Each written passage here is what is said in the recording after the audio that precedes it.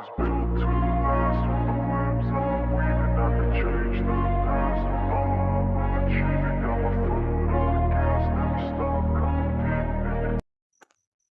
Salam sejahtera Malaysia Madani, bertemu kembali dalam channel berita Malaysia Kini TV ini untuk kupasan berita terkini tergempak dalam negara Malaysia. Tuan-tuan dan puan-puan semua, saudari dan saudari semua, kali ini saya ingin kongsikan kepada anda semua satu kenyataan daripada MOF berkaitan dengan beberapa kenyataan dalam parlimen yang mana sekarang bukan masa untuk sesuaikan perkenalan semula GST. Di parlimen hari ini, kerajaan tidak menafikan potensi cukai berangan dan perkhidmatan GST sebagai salah satu instrumen fiskal yang boleh memastikan kelestarian dan juga kemampanan kedudukan ekonomi negara pada masa depan.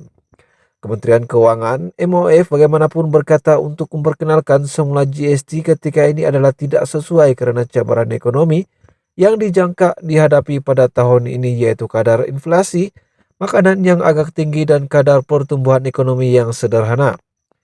Kerajaan belum bercadang untuk memperkenalkan semula GST sebarang perubahan dasar berkaitan cukai perlu mengambil kira kesan terhadap ekonomi dan kos sara hidup rakyat. Sehubungan itu, kerajaan sentiasa mengawasi kedudukan ekonomi semasa dan mempertimbangkan langkah-langkah fiskal yang bersesuaian dengan keperluan jangka pendek dan sederhana. Menurut kementerian itu dalam jawapan lisan yang disiarkan di laman sesawang parlimen hari ini. Ia menjawab soalan Datuk Seri Richard Riot, yaitu GPS Serian, yang ingin tahu sama ada GST akan diperkenalkan semula ataupun tidak. Berhubung inisiatif cukai yang akan diambil dalam masa terdekat, katanya kerajaan dalam pembentangan Belanjawan 2023 telah mengumumkan cadangan pengenaan cukai ke atas barangan mewah serta peluasan duit eksasi ke atas produk berkaitan rokok elektronik dan vape pada tahun ini. Di samping itu, katanya kerajaan akan mengkaji kesesuaian pengenalan cukai keuntungan modal bagi pelupusan saham syarikat yang tidak tersenarai di Bursa Malaysia mula tahun 2024.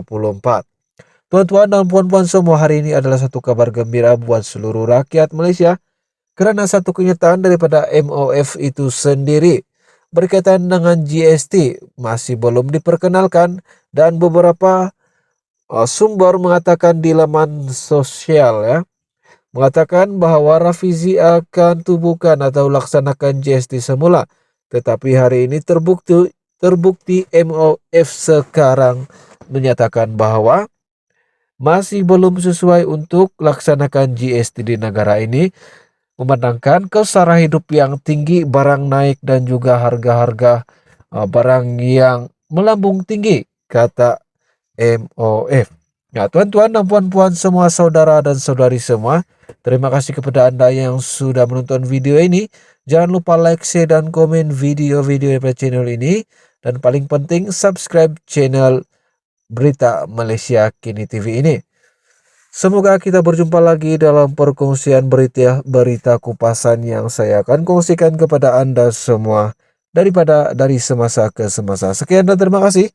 Jumpa lagi semua. Masih mengekalkan Wi sebagai ahli parlimen Ayah Hitam, Sheikh Omar bukan calon Melayu pertama yang tewas di Ayah Hitam. Sebelum ini, Wi mengetepikan Zamri Mat, Exit dan Husin sejak yang mewakili PAS masing-masing pada PRU 11 dan PRU 12. Setiausaha ataupun situasi calon DAP di Betong dan Ayah Hitam ini agak menarik. Kemenangan PH di Betong boleh diketengahkan kerana ia dianggap kubu kuat MCA dan ada ramai pengundi Cina di situ. Namun mereka mempunyai keyakinan untuk membiarkan undi kepada Yong Sufura. Pengundi Ayah Hitam pula mengekalkan ahli parlimen MCA BN meskipun ia merupakan kerusi parlimen yang mempunyai 57% pengundi Melayu.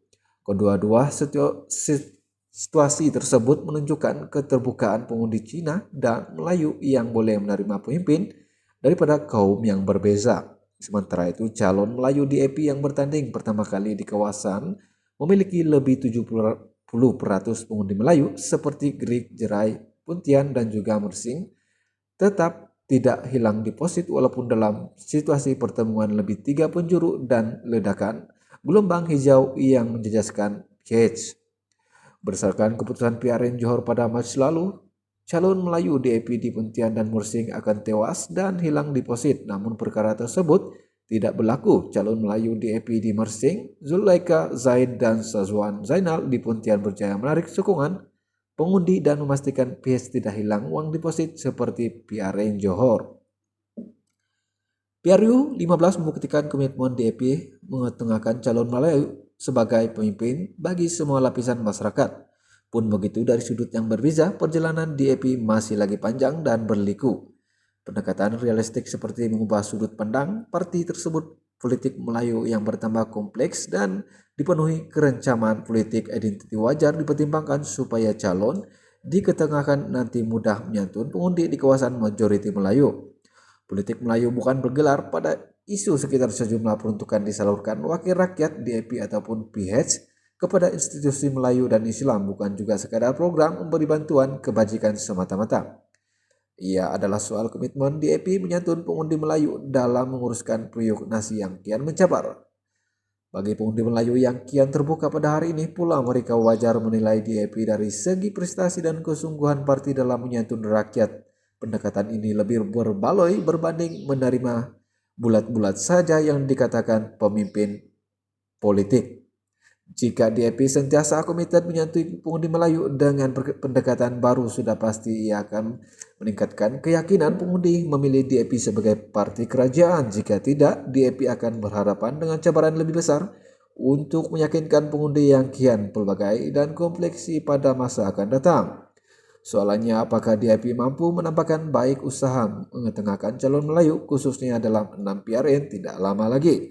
Tuan-tuan dan puan-puan semua, demikian saja perkongsian berita ringkas yang saya kupas kepada Anda semua kali ini. Jangan lupa like, share, dan komen video ini dan subscribe channel ini supaya Anda tidak akan ketinggalan berita-berita terkini yang saya akan kongsikan kepada Anda semua dari semasa ke semasa. Jadi terima kasih sekali lagi kepada Anda yang sudah menonton video ini dan sudah subscribe channel ini. Sekian dan terima kasih, kita jumpa lagi.